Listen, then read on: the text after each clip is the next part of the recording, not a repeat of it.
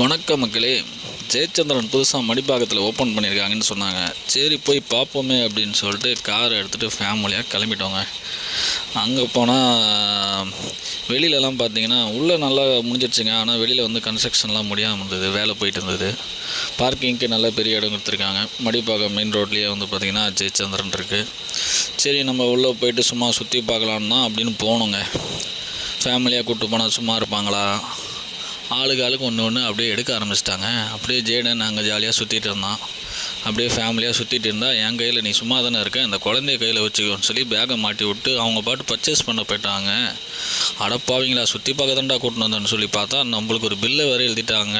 அதுக்கப்புறம் அங்கே பிரியாணி 96 சொன்னாங்க.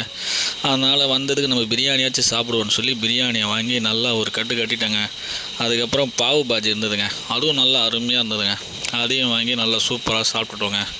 நம்ம போனது சுற்றி பார்க்க தாங்க, இவங்கெல்லாம் பர்ச்சேஸ் பண்ணாங்க. சரி நம்மளுக்கு கிடைச்சது பிரியாணி தான் அப்படின்னு சொல்லி நல்ல பிரியாணியை வாங்கி சாப்பிட்டோங்க. நீங்களும் போனீங்கன்னா கண்டிப்பாக அந்த 90 சிக்கன் பிரியாணி வாங்கி சாப்பிட்டு பாருங்கள், அருமையாக இருந்ததுங்க. அதுக்கப்புறம் உண்ட மயக்கத்தில் காரை ஓட்ட முடியாதுன்னு சொல்லி பின்னாடி உட்காந்து தூங்கிட்டேங்க.